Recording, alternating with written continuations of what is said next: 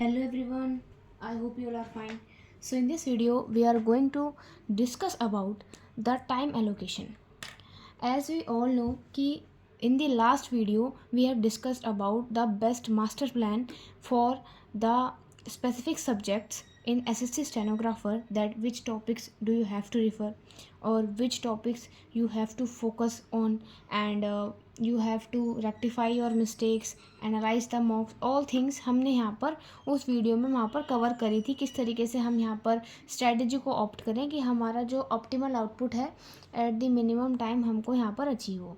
सो इस वीडियो में हम यहाँ पर बात करने वाले हैं हमारे एसएससी स्टेनोग्राफर 2024 के एग्ज़ाम में हमारा जो सब्जेक्ट वाइज टाइम अलॉटमेंट रहने वाला है। मतलब अब ये जो आपका रहेगा, इस वीडियो को मैं यहाँ पे 2 फेज़ में डिवाइड कर रही हूँ। फर्स्ट फेज़ तो ये है कि आपको प्रिपरेशन फेज़ में ड्यूरिंग योर प्रिपरेशन आपको किस तरीके से अपना टाइम अलॉट करना है सब्जेक्ट्स को, ठीक है। एंड आपके 8 to 9 आवर्स में जो स्टडी रूटीन होता है, 8 to 9 आवर्स का हम स्टडी रूटीन मान रहे हैं, जो कह रहे हैं कि मैक्सिमम जो स्टडी आवर होते हैं वो 10 या फिर 11 आवर्स तक जा सकता है, 10 आवर्स तक ही जाता है, ठीक है। Because the 8 hours sleep, 7 to 8 hours sleep is quite essential, ठीक है, ताकि आपका जो यहाँ पर माइंड है वो रिफ्रेश हो सके। सो इसलिए जो ऑप्टिमल स्टडी मानी जाती है जिसमें आप मैक्सिमम आउटपुट को गेन करते हो, that is your 8 to 9 hours study. So जो भी मतलब कहते हैं कि we are studying for 12 hours, 13 hours, 14 hours, so let them study, but you study accordingly, according to your health, according to your mind. जितने समय आपका एक्टिव रह रहा है उस समय आप अगर पढ़ेंगे तो उसमें ही आपका मैक्सिमम आउटपुट अचीव होता है। So now moving forward in this video, and we are going to discuss about that subject wise time allotment कि in this time period of one month 2 months we do not know कि कब होगा exam हमारा steno का। नवंबर में होने के ज़्यादा चांसेस हैं, अक्टूबर लास्ट में या नवंबर में। सो उसके अकॉर्डिंग हम यहाँ पर इस प्लान को डिस्कस करने वाले हैं, ठीक है। सो यहाँ पर आपको दिख रहा होगा कि मैंने यहाँ पर 8 to 9 आवर्स को यहाँ पर 4 पार्ट्स में बाइफरकेट करा है। First is our English language, second is our reasoning, third is our GK/GS and fourth is our skill test.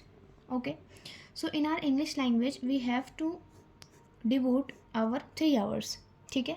9 hours के हिसाब से ये रूटीन है, ठीक है। तो 3 आवर्स अगर हम इंग्लिश को डिवोट करेंगे तो हमको किस तरीके से यहाँ पर बाइफरकेट कर देना है अपने वर्क को। टारगेट्स क्या होंगे?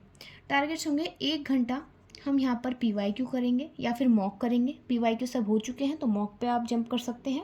PYQ को करने के बाद ही मॉक पे जंप करें। Do not focus on the thing that we have to do more and more, just do limited but do efficiently. Okay, so now here comes कि we have to allot hour 1 hour for PYQ and mock. Okay, now 45 minutes हमको किसको देना है? Vocab को। Vocab में ही हमारे synonym, antonym और idioms आ जाएंगे, ठीक है। सिनोनिम, एंटोनिम और ईडियम्स किस तरीके से करना है ये मैंने अपना स्ट्रैटेजी वीडियो में बताया है, पिछली स्ट्रैटेजी वीडियो जो मैंने अपलोड करी है, ठीक है। आपने बहुत अच्छा रिस्पांस दिया उस पर भी, सो उसको जाके आप दोबारा देख सकते हैं। और जो भी नए स्टूडेंट्स इस वीडियो को देखेंगे, चैनल पर नए हो तो सब्सक्राइब कर देना, बिकॉज इस तरीके की जो वीडियोज़ हैं, जो टेक्निकल हमारे सारे आपके जो स्ट्रैटेजीज़ हैं जो आपको अडॉप्ट करनी चाहिए according to the practical mindset, so इस चैनल पे आपको यहाँ पर अपलोड होती है। सो 45 मिनट्स की वोकैब को आपको किस तरीके से करना है, कितने शब्द को याद करना है, ईडियम्स का किस हिसाब से आपका रहने वाला है, वो सारी चीज़ें मैंने उस वीडियो में यहाँ पर बताई हैं, ठीक है। एकदम प्रैक्टिकल अप्रोच से चल रहे हैं, कोई भी इम्पॉसिबल टारगेट नहीं है। ओके, नाउ यहाँ पर हमारा 1 आवर 45 मिनट्स यहाँ पर यूटिलाइज हो चुके हैं, ठीक है। उसको करने के बाद आप 15 मिनट्स, ठीक है, 15 मिनट्स जो आपके रहते हैं वो आप द हिंदू के एडिटोरियल को दे सकते हो, ठीक है। द हिंदू के एडिटोरियल को, एडिटोरियल मैंने यहाँ पर क्यों कहा, ठीक है। एडिटोरियल जो होगा वो आपने जो वोकैब करी है उसको टेस्ट करने में हेल्प करेगा और उसमें आपको कुछ नए वर्ड्स भी मिल जाएंगे। प्लस सबसे मेन जो इसका यहाँ पे रहता है वो होता है रीडिंग कॉम्प्रिहेंशन की हैबिट को डेवलप करना। अगर आप इस एडिटोरियल को 5 से 6 मिनट या 6 से 7 मिनट में भी पढ़ लेते हैं, ठीक है, या 5 से 6 मिनट हम मान के चलते हैं, सो ये आपके लिए काफ़ी इफेक्टिव रहेगा कि it will develop your reading habit and that will help you in the reading comprehension section, ठीक है, क्योंकि वो अकेला ही 40 मार्क्स का यहाँ पर पूरी वेटेज को कवर करता है। So it is quite essential.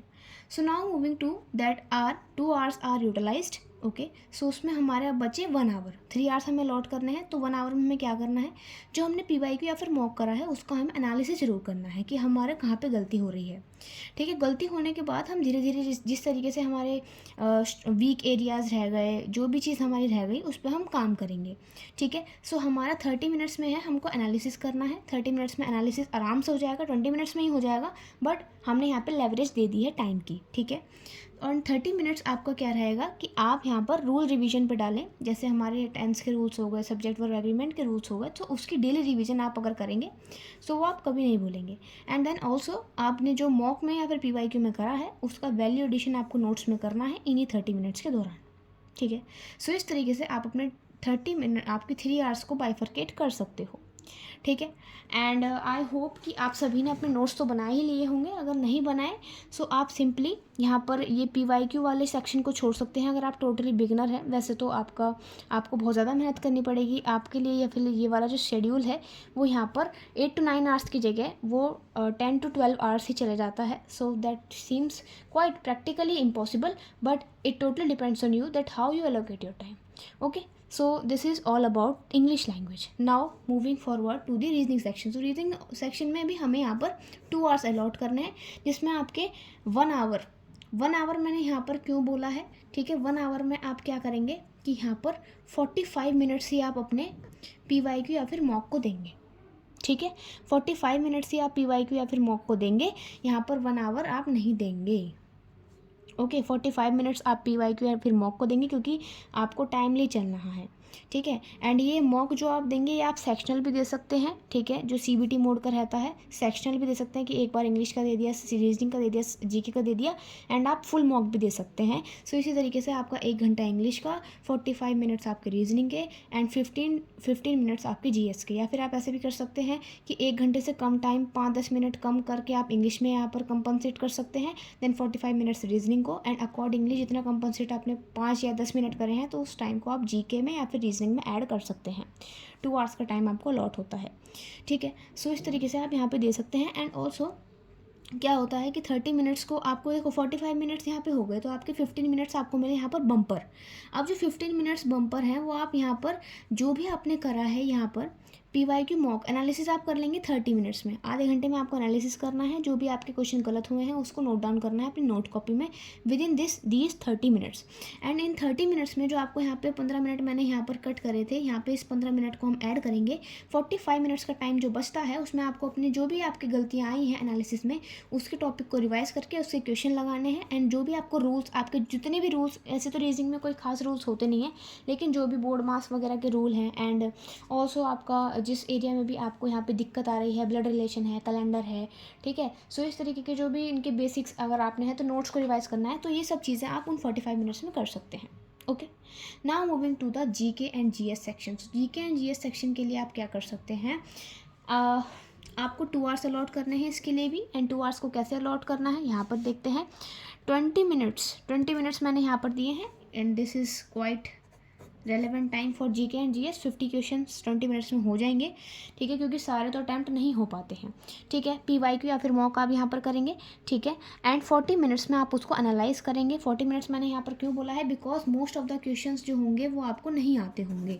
ठीक है, क्यों, क्योंकि GK जो है वो एक वाइड टॉपिक है, तो जो क्वेश्चन आपको नहीं आते होंगे उसका टॉपिक आप अपनी नोटबुक में करेंगे, एंड उस क्वेश्चन को आप अपनी नोटबुक में कॉपी कर लेंगे, ताकि आपका एंड में आपको पता लगे कि पास्ट ईयर में किस तरीके के क्वेश्चन पूछे गए हैं, एंड ट्रेंड से आपको यहाँ पर पूरी इन्फॉर्मेशन मिल जाएगी किस तरीके से जो क्वेश्चन है वो पूछा जाता है।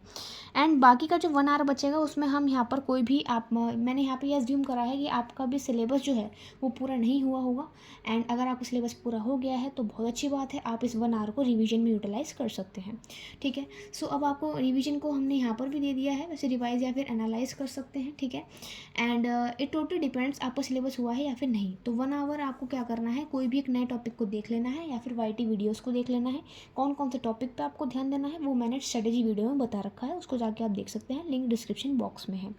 ठीक है, now moving to the next section which is our skill. तो स्किल को आपको 2 घंटे देने हैं, 2 hours you have to devote to your skill, and इसमें आपको 45 मिनट्स आपको रिवाइज करना है हर रोज़। Daily 5 exercises of the Pitman book, shorthand Pitman book, and आपको 1 आवर 15 मिनट्स जो देने हैं वो डिक्टेशन एंड टाइपिंग को देने हैं, ठीक है। अब आप इस पूरे उसमें जैसे आपका पूरा स्टेनोग्राफर का स्किल टेस्ट रहता है कि आपका 10 मिनट्स की डिक्टेशन हो गई, देन आपको उसको डिसाइफर करने के लिए यहाँ पर जो 50 मिनट्स का टाइम दिया जा रहा है, सो वो सारी चीज़ें आपको उसी पेपर के अकॉर्डिंग करनी है, ठीक है। एंड अकॉर्डिंगली आप कितने वर्ड पर मिनट की स्पीड पे लिख पा रहे हैं एंड क्या आपकी गलतियाँ आ रही हैं, तो वो सारा एनालिसिस भी, टाइपिंग भी इसी 1 आवर 15 मिनट्स में आपका हो जाएगा। नोट करना है। अब यहाँ पे एक चीज़ की बात और कर लेते हैं, वो है कि अगर आपका जो मेन एग्ज़ाम होगा, उस मेन एग्ज़ाम में आपको किस तरीके से यहाँ पर टाइम अलॉट करना है अपने पेपर को। सो आप सभी को जैसे कि पता है कि आपके मेन एग्ज़ाम में जो टाइम मिलता है वो 2 आवर्स का मिलता है, जिसमें 3 सेक्शन पूछे जाते हैं। इंग्लिश में आपके 100 क्वेश्चन होते हैं, रीजनिंग में आपके अगेन 50 क्वेश्चन होते हैं, जीके जीएस में आपके 50 क्वेश्चन होते हैं। सो आपको किस तरीके से टाइम डिवोट करना है, तो आपको क्या करना है, जैसे कि मैंने पहले ही बताया कि 1 घंटा आपको इंग्लिश को देना है, ठीक है। 40 to 45 मिनट्स आपको रीजनिंग को देने हैं एंड 15 to 20 मिनट्स आपको जीके जीएस को देने हैं। सबसे पहले इंग्लिश का करना है, देन जीके जीएस का करना है एंड देन लास्ट में रीजनिंग का करना है। सो इस तरीके से आप अगर करेंगे अटैम्प्ट, तो आपको यहाँ पर जो क्वेश्चंस हैं वो अगर आपके नहीं हो रहे हैं, सो आपको प्रैक्टिस करने की ज़रूरत है। एंड अगर आप किसी क्वेश्चन में अटक रहे हैं, सो आप उसको लीव करके आगे बढ़ जाइए ताकि आपका टाइम वेस्ट ना हो। So this is the whole strategy. So I hope you like this video. If you like this video, then do subscribe my channel and share this video to your friends.